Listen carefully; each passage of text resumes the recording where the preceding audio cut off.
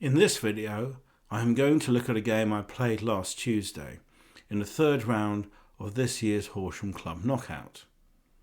I had the black pieces and was up against Hamish Hockings. My opponent started with d4 and play went knight f6, bishop f4, the London system. I responded with g6, knight f3, bishop g7, e3, castles, bishop d3, d6, the King's Indian system. Now, in this kind of situation, white usually plays h3, giving his bishop on f4 a retreat square in case of knight h5 by black. However, white didn't seem worried about this possibility and played castles. And so black decided to try to exploit the omission of h3 with knight h5. Now, white should have played bishop g5, attempting to keep the bishop on the board.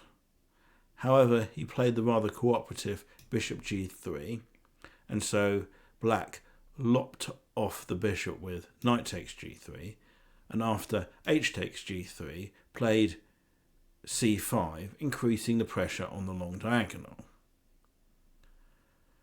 White reacted to this with the solid c3, and black played a move that is typical in such situations, queen b6, attempting to exploit the absence of white's dark squared bishop from the queen side by hitting the vulnerable pawn on b2. Now, white could have played queen b3, hoping for queen takes b3, a takes b3, when he at least has the semi-open a file. However, black could have responded with bishop e6 instead of queen takes b3, and now if white exchanges queens with queen takes b6 after a takes b6, it is black that controls the semi-open a file, and because of this and because of his bishop pair, I think this position is preferable for him. Instead of queen b3, white could have played the enterprising knight on b to d2, and after queen takes b2, rook b1, queen takes a2, knight c4, he seems to have quite decent compensation for his two pawns, and this would have been rather tricky for black because his queen on a2 is in a vulnerable position. Anyway, instead of knight on b to d2 or even queen b3, white chose the weakening b3. And after knight c6, knight on b to d2, black actually had an interesting option suggested by Stockfish in the form of d5. Now, this is the kind of move that doesn't always occur to human players because it seems quite unnatural to play d6 and then d5, apparently losing a tempo without being provoked. However, this move does indeed seem to be strong because it leads to a kind of Catalan with colours reversed, where black has the bishop pair and white's pawn structure is rather compromised, and indeed his position looks a little passive. So this would have been a good option for black. However, the move that he chose, queen c7, intending e5, is also reasonable. Play went rook c1. Presumably, white wanted to get the rook off the long diagonal to avoid any tactical issues in the long term. And also, the rook on c1 opposes the queen on c7.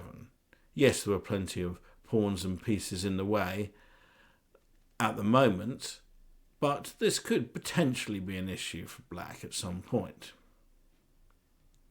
Black continued with e5, and white could see nothing better than to release the tension in the centre with d takes c5. And after d takes c5, he played bishop c4, looking to bring his bishop to a stronger square. Black played bishop g4, a very good square for the bishop as it cannot now be dislodged with h3. Now black may be threatening to play something like f5 and e4, so white decided to get out of this pin straight away with queen c2, and black completed his development with rook on a to d8, bringing his rook to the open file.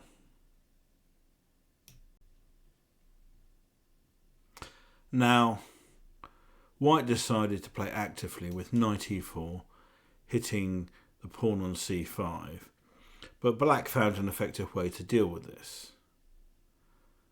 Knight a5, protecting the pawn and also hitting the bishop on c4. White retreated the bishop with bishop e2, and black now played the clever move queen e7, which is aimed against b4 by white, which is not now possible. Now, white should have probably played the solid rook on f to d1, when his position is certainly playable, although I would prefer to be black because of his bishop pair. However, white became fixated with the idea of playing b4 and played a3, but black actually has a very strong response to this. The pawn sacrifice c4. Now, b4 is no good because of knight b3, and after the rook on c1 moves, it's attacked by the knight on b3, say rook on c to d1. Black can just consolidate his position on the queen side with b5, and he stands very well here indeed. If white tolerates the knight on b3, it will prove a great problem for him, but swapping it off will still leave him with a passive position. So this would not be attractive for white at all. So white, after c4, really needed to take the pawn. Now, I think the best way to do this was to play bishop takes c4, swapping off the bishop, which can actually prove to be something of a tactical liability on e2, as we shall see. Then after knight takes c4, b takes c4, bishop e6, white has clear compensation for the pawn. Indeed, I'd say more than compensation for the pawn, in the form of white's weakened queenside pawns. And indeed, it shouldn't be forgotten that black has the bishop pair. However, in the game, instead of bishop takes c4, white played b takes c4. And this is where black missed a golden opportunity to seize control of the game. f5. Black considered this move, but was unable to work out the complications and chose something else instead. Now the point is that the white knight has to retreat to d2, because if it goes to g5, black plays e4, and one of the two white knights is going to be lost. If the knight on f3 moves, the knight on g5 falls. If the knight on g5 moves, then black simply takes the knight on f3. So white has to play knight on e to d2, but after e4, knight d4, bishop takes d4, we see the issue with keeping the bishop on e2. If white was to simply recapture on d4, black would take on e2, winning material.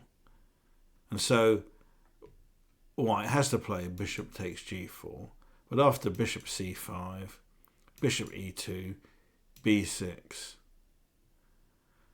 black has a clear advantage.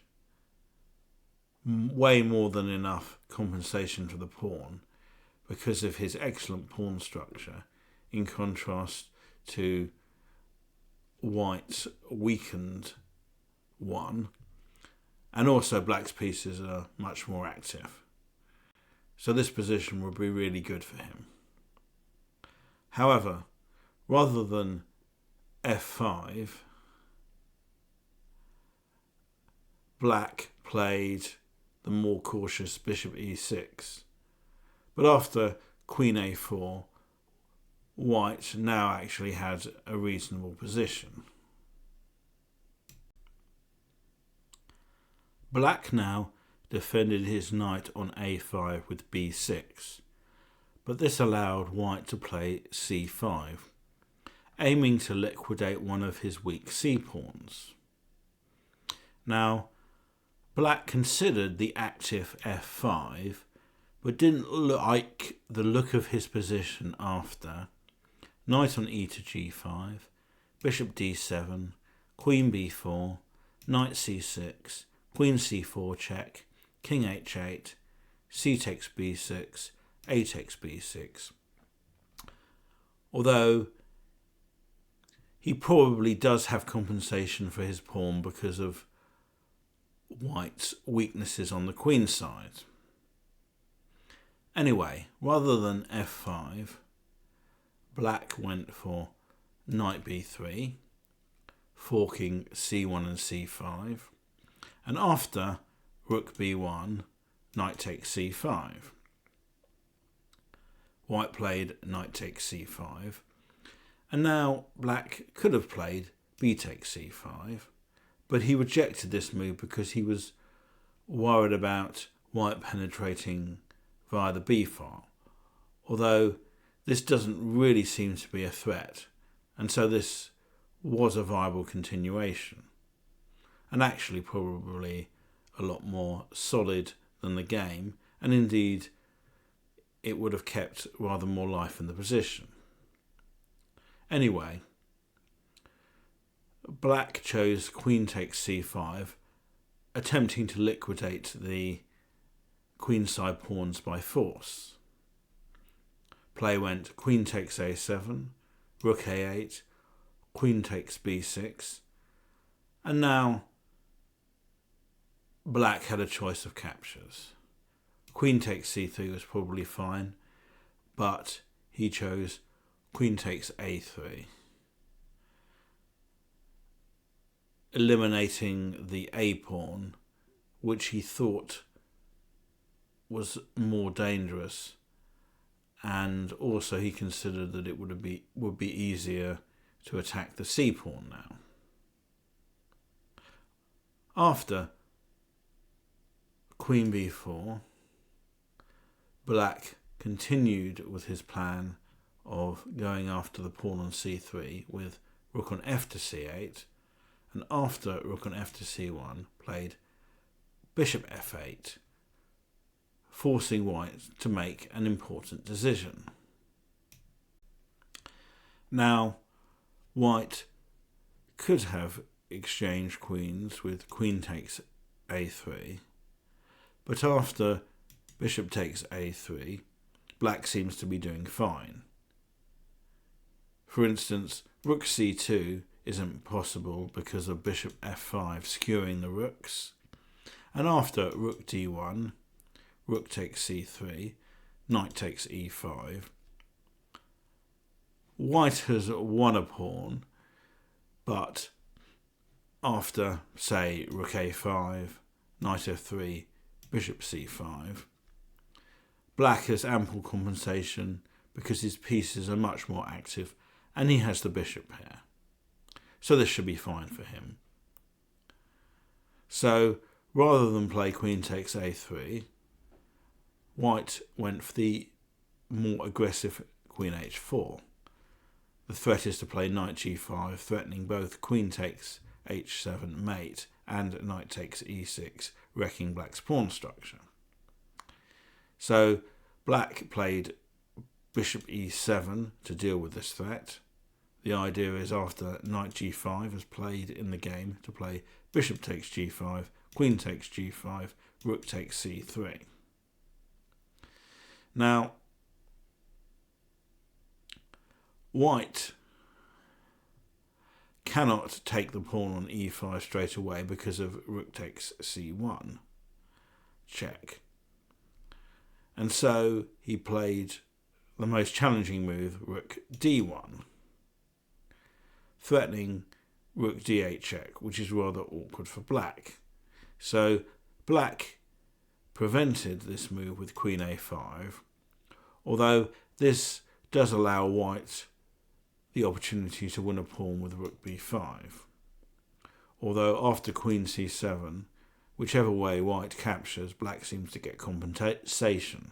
For instance, rook takes e5, rook c1, when the white queen on g5 in particular is out of play, and queen takes e5, queen takes e5, rook takes e5, rook a2, when the black rooks are going to reach the 7th, and this will give black enough for the pawn. So rather than rook b5, white chose the solid bishop f3. I don't know whether he missed the possibility of rook b5 or rejected it. But anyway, after bishop f3, rook on a to c8, rook a1, queen c7, black was in no trouble whatsoever. And indeed, after the inferior e4, he even came under a little bit of pressure now, although it never really amounted to much. And it was only white's considerable time pressure that made this a nervy position to defend. So black played king g7, gradually improving his position, queen d2, rook c2. The rook is very well placed on the 7th rank, queen e3, queen c5, queen e1. White decided to avoid the exchange of queens, as if he swapped queens, then black's rooks would clearly be a lot more active than white's. So this was probably a sensible way to play it.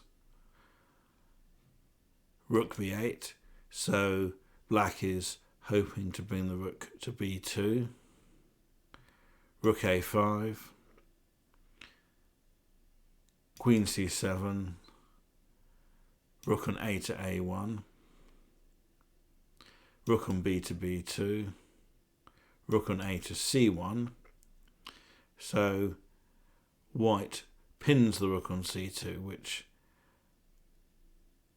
guards against the capture on f2. Queen c5, rook takes c2, rook takes c2, and although white's pieces are more passively placed, there's not really enough left in the position for black to exploit this. Rook d2, queen c3, rook d1, queen b2, rook b1, queen a3, rook a1, and white offered a draw which black accepted, as there's probably going to be a repetition now anyway. So as this game was drawn, and this is a knockout competition, this meant that there would have to be a replay at a later date.